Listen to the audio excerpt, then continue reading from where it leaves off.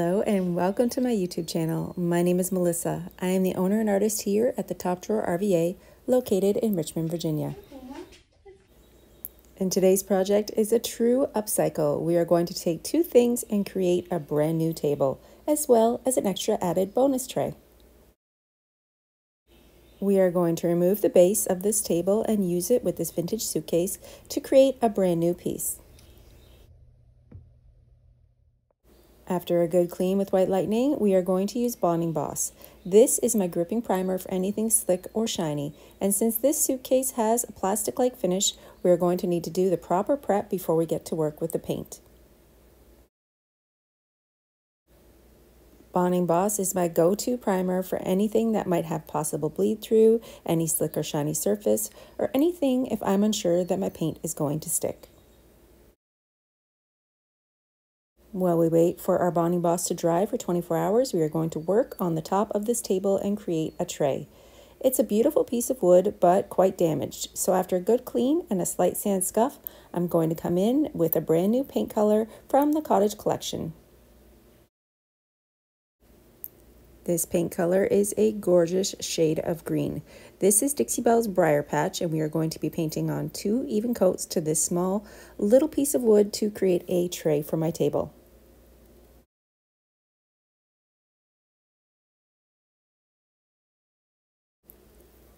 Dixie Belle's Chalk Mineral Paint is 0 VOCs, it's simple to use, water-based, you can use it inside, around your pets, and paint in my small little studio in my front dining room. So let's get to work. 2 even coats should be enough to cover this tray. I will also be adding Gilding Wax around the edges. Whenever possible, I try and buy the things that are on sale at Hobby Lobby.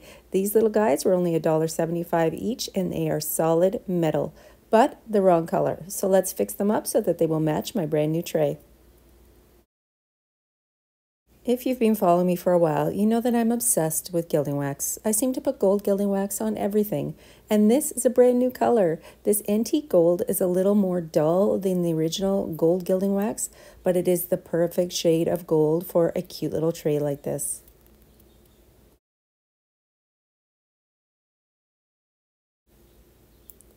So since I want to change the color of this hardware, I am simply going to brush on an even coat of this beautiful antique gold Gilding Wax. This is an oil-based product, so it will dry rock hard. Once it dries up, you can come in with a cloth and buff it back to a little bit of shine, but personally, I like this color that it is when it's dried completely. I ended up only using 1 even coat of this Gilding Wax on my project and set them aside to dry.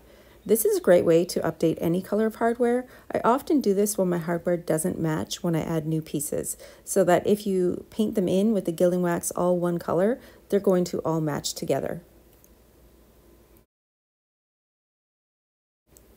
For this little tray, I will also be adding a transfer. This is the Buds and Branches transfer from Dixie Belle. It's no longer available online, it's been discontinued, but there are a ton of other transfers that are currently on sale. So I would totally suggest that you head on over to the website and see what you can get for a couple bucks. The purple tones in this transfer are going to match the paint color perfectly. I'm going to cut up the partial pieces that I have remaining from this 4-piece transfer and then add them to the tray around the edges.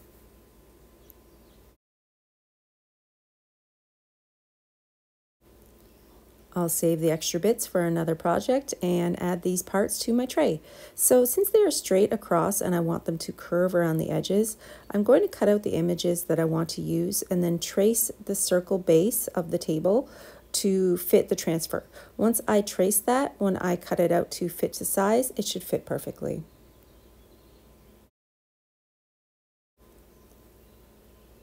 Transfers are super simple to use. After you remove that back piece of white, you just lay the image down onto your project and use the enclosed burnishing tool to release that image off of the plastic and onto your work. You can cut them, layer them, design them as you wish, but you do need to seal them with a clear coat or a wax for protection. I drilled the hardware down from the top with some screws and then also used my Gilding Wax on the screws so that they would match as well. What a super cute little serving tray, and it's oversized, would be perfect on a coffee table. All right, now that our bonding boss has been sitting and has dried for 24 hours, let's get back to the case. I will be basing the entire piece off this heirloom roses paper. The color of paint that is my choice for today's project is called Gardenia. This is also from the Southern Roots collection from Dixie Belle. Painting on 2 even coats to the top and bottom of this case. I plan to add stripes to the base, but the top of this will be underlayment for my decoupage paper. Since the paper had a couple tones of blue in it, I found the one that was the closest match. This is called Yankee Blue, and I applied 2 even coats to the sides of the suitcase. Don't worry, I'm painting over the edges because I plan on gilding them in gold at a later point. I often get questions about color choices and how to pick the perfect complementary colors for your paper. There's a couple ways to do this. By looking at the paper, you can eyeball and choose your colors for the design process. Or you could check out the Dixie Belle website and see their color mixer, where you can upload an actual photo of the decoupage paper or color plan that you're choosing, and it will give you the exact Dixie Belle colors to use or mix for this purpose. I came in with the gardenia to paint the bottom of the case. I feel like sometimes with these cases, it takes the longest for paint to dry to kind of maneuver and paint around all of the parts. I couldn't paint the entire bit in gardenia at the beginning because then the case would have nowhere to rest and get dry while I was working. This little vintage case was only $7 at my local thrift store. If I can find them for cheap, and what I consider cheap is under $20, I often buy them. They are made from solid wood on the interior, and even if the interior fabric is stained, I have a video here on my YouTube channel, I'll link in the description, where you can reline your suitcase with no sewing needed. So the base of this table is super sturdy, it's just a little bit scuffed up. When you look at it closely, you'll see some marks and scratches, so I want to get in here with my gel stain. Gel stain is kind of my cheater way, it's the cheating way, to stain a project that is wood. And I say it's the cheating way because you literally just wipe it on. Nobody knows that you didn't come in, sand it down, and restain it. It's just so simple and so easy to wipe on this product that's oil-based, and it's going to dry and cure rock hard. You can choose to seal your gel stain with a clear coat, but for this project, I just left it as is.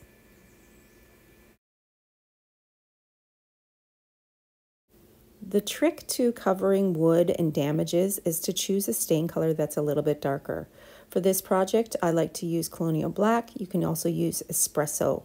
Both of those colors are nice and deep and rich and will hide any of the damages that are hiding underneath.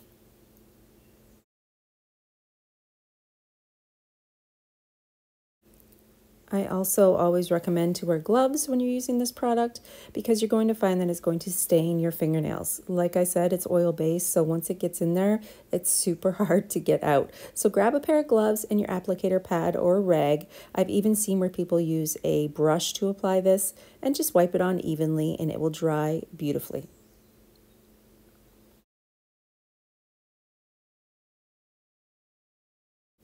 If you are curious about gel stain and all the ways that I use this product, I have a series here on YouTube called Back to Basics, and this Back to Basics series is going to focus on one product at one time and giving you all the detailed explanation, all the ways you can use it so that you can find out all the information that you need on each.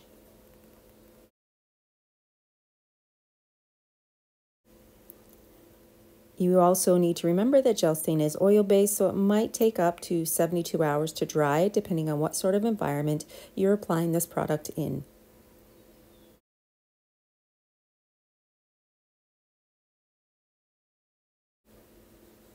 Back to working on the case, we are going to talk a lot about decoupage. You might hear me say decoupage, decoupage, tomato, tomato. It's just paper on a project. So this is rice paper from Dixie Belle, which means it's a little bit thicker. You can see the fibers on the back of the sheet. This makes it super easy to apply. Since the paper is a little bit thicker than a regular tissue paper, you're going to find that you can easily pick it up and move it around. My key for applying paper to any project is going to be saran wrap or plastic wrap, however you like to call it. This is a way to smooth the paper and remove any wrinkles without transferring any ink.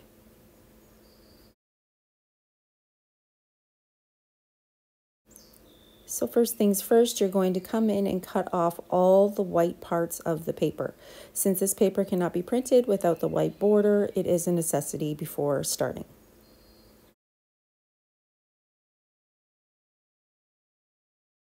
Next up, you're going to measure your paper. You could do this with a tape measure and mark it. I personally like to score the edge of the paper where I'm going to cut it. I find that it just gives me more of a definite mark and gets the line a little bit better. So I score it with my fingernail, take the scissors, and cut it to size. Next up, we are going to be applying our medium for application. For me, this is Satin Clear Coat. I like a water-based clear coat to apply my paper. I just find that it makes things a little bit easier. Next up, you're going to want to gently spray the back of your paper with a little bit of water. What this is going to do is allow your paper to become a little bit stretchy. Remember, you're laying this down onto your project and trying to get it as wrinkle-free as possible. So allowing it to be a little bit wet on the back gives you the opportunity to pick it up and move it around before you push it down onto your piece. This project actually took 2 papers, not the full paper, but because of the length of the suitcase. I then sealed that piece of paper with another coat of clear coat on top. Next up are my added stripes. You know I'm over the top. You know I like to add all of the extra things to my projects. I want to make them as fancy pants as possible. So blue painter's tape to add stripes to the base of the project. Once my tape was laid down, I'm going to come in and add a little bit of clear coat to kind of lock in those tape edges, and then paint on my Moonshine Metallics in Gold Digger. This beautiful gold is going to add the perfect element from a design choice for the paper. I like to remove my tape when it is still wet paint. I just find that it leaves a little bit more of a crisp line and there's less chance of pulling the paint off.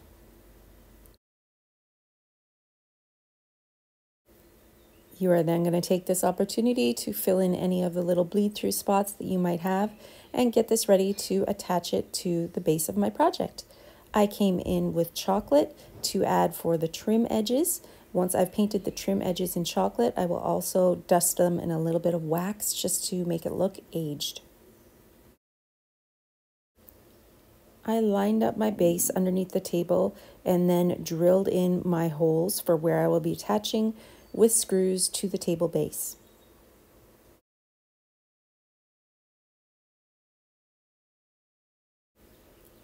I will be using screws for ease of use on this project. You could also use bolts to bolt it down. Either way, I like to go from the interior and drill down into the wood. Once you drill down and get your bolts to hold it into the base, it's quite strong. You'd actually be surprised at how sturdy this little table is. I'm going to be adding my antique gold gilding wax to the handles and all of the metal parts, as well as the trim on this project. Remember, this is gilding wax that's oil based, so once you put it on, there's no need to seal it after you get it down onto your piece.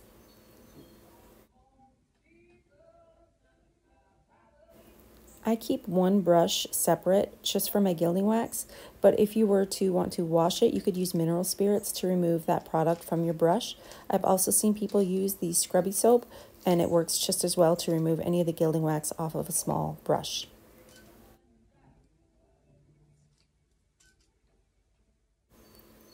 I really want the theme of this piece to be kind of like old vintage postcards, so I will be using my black wax and a brush along with water, because this is a water-based wax, to really push it into all of the grooves. You can see on the chocolate color of brown paint where there are small little stitch lines. Those are actually plastic. The edge and trim on this piece is plastic. So it's just going to define it and make it look a little bit older.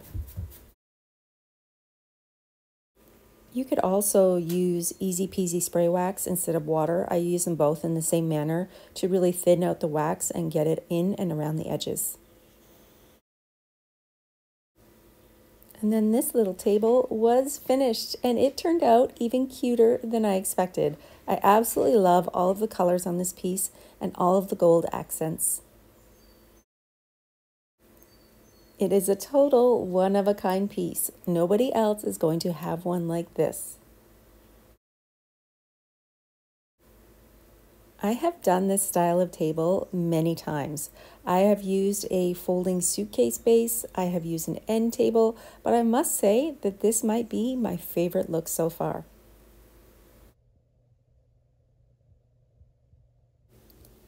Combining a suitcase that was under $10 with a pedestal table base was a super good idea.